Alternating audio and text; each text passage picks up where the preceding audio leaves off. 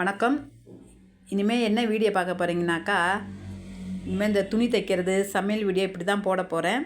ஏன் வேஸ்ட்டாக வெட்டித்தனமாக உட்காந்து பேசி நம்மளும் டென்ஷன் ஆகி அடுத்தவங்களையும் ஏன் டென்ஷன் பண்ணிக்கிட்டு, அதனால் இனிமேலே நமக்கு தெரிஞ்சதை நம்மளும் ஒரு 4 பேர்த்துக்கு பிரோஜனமான வீடியோவாக போடுவோம் அப்படின்ட்டு தான். இப்போ வந்துட்டு ஜாக்கெட்டு தான் நான் தைக்கிறேன். இதை வந்துட்டு உங்களுக்கு நான் காட்டுறேன். ஈஸியாக எப்படி தைக்கிறது அப்படின்னு சொல்லிட்டு உங்களுக்கு நான் காட்டுறேன். சும்மா ஒரு 70 பாயிண்ட் ஜாக்கெட் துணி இருந்தால் கூட அதை தூக்கி நீங்கள் போட வேணாம்.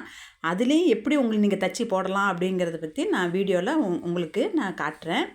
இது வந்து நேற்று இன்றைக்கி நான் பழகலை. நான் பழகி 35 வருஷம் ஆச்சு.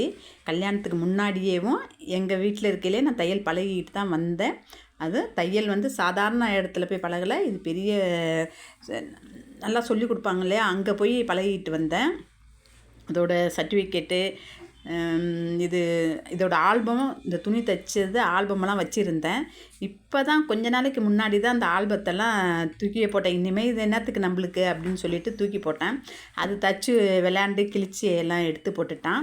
இப்போ நான் கொஞ்ச நாளாக தான் இப்போ தையல் தைக்காமல் இருந்தேன். ஏன்னா நம்ம ஹோட்டல் வச்சு நாங்கள் வந்துட்டு சாப்பாடு, இட்லி, பொங்கல் இதெல்லாம் செஞ்சு ஆர்பாரில் கொண்டு போய் விற்றுக்கிட்டு இருக்கவும் எனக்கு நைட்டெல்லாம் தூங்க முடியாது. நைட்டெலாம் கண்ணு முழித்து இட்லி இதெல்லாம் சுட்டுட்டு காலையில் 6 மணிக்கெல்லாம் எடுத்துக்கிட்டு ஆர்பாருக்கு போனோம். போய் விற்றோம். நல்லா தான் ஓடிக்கிட்டு இருந்துச்சு. அப்புறம் அதுக்கு மேலே என்னால் கண்ணு முழித்து செய்ய முடியல. சரி, வீட்டுக்கிட்டே ஒரு ஹோட்டல் பார்த்து நம்ம இருந்துக்கோன்ட்டு தான் வீட்டுக்கிட்டேயே எங்கள் சொந்த வீடு இருக்கிற இடத்துலையும் கடையை வச்சு நாங்கள் மத்தியானம் சாப்பாடு இதெல்லாம் போட்டுக்கிட்டு இருந்தோம். காலை டிஃபன் செய்யலை. ஏன்னா எத்தப்பில் அங்கே 2 கடை இருக்குது. அதனால் நம்ம டிஃபன் போடக்கூடாது அப்படின்ட்டு நான் வந்துட்டு மத்தியானம் சாப்பாடு தான் போட்டுக்கிட்டு இருந்தேன். எல்லோரும் நல்லா டேஸ்ட்டாக இருக்குன்னு வந்து நம்ம கடையில் தான் எல்லாம் நிறைய பேர் சாப்பிட்டுக்கிட்டு தான் கொஞ்சம் ஓடிக்கிட்டு இருந்துச்சு. ஆனால் அந்த அளவுக்கு அங்கே ஆள் கிடையாது.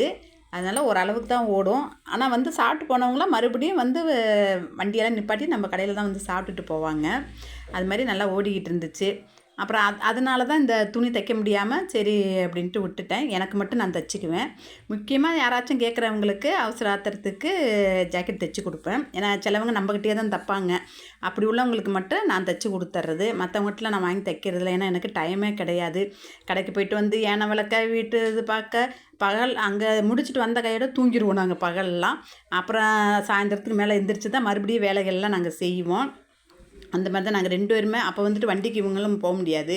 அங்கே போய் வியாபாரம் பார்த்துட்டு வந்துட்டு அசந்து தூங்கிடுவோம் நாங்கள். இந்த மறுநாள் நைட்டெல்லாம் கண்ணு முழிக்கணும் அப்படின்ட்டு. ஆனால் நல்லா அங்கே வியாபாரம் ஓடிச்சு ஆர்பாரில். ஆனால் எங்களால் அதை செஞ்சு எடுத்துகிட்டு போய் தான் வியாபாரம் பண்ண முடியலை. அதுக்கப்புறம் சரின்ட்டு அப்புறம் தான் இங்கே இப்போ ஹோட்டல் எடுத்து நடத்தினோம். அதுவும் இப்போ மாடிப்படியாக இருக்கனால ஏறி இறங்க நம்மளுக்கு கஷ்டமாக இருக்குதுன்னு இப்போ அதையும் நம்ம நிப்பாட்டி வச்சுருக்கோம். ஆனால் ஜாமான் இன்னும் எடுக்கல, கடையில் தான் இருக்குது. சொல்ல முடியாது, எப்படி என்னன்னு பார்த்துக்குவோம் அப்படின்ட்டு. அதுக்கு தான் சொன்னேன், யாராச்சும் செய்கிற மாதிரி இருந்தால் கூட அந்த கடையை கொடுப்போம் அப்படின்னு நினச்சேன். இன்னும் யாரும் நம்மக்கிட்ட அந்தளவுக்கு இன்னும் வரல கேட்டு. இனிமேல் வந்துட்டு நம்ம நல்ல நல்ல வீடியோவாக போடுவோம். நம்ம கையில் வந்துட்டு ஒரு சமையல் கலை இருக்குது. இனிமேல் அந்த சமையலை பற்றி எல்லாத்துக்கும் வீடியோவில் போடுவோம்.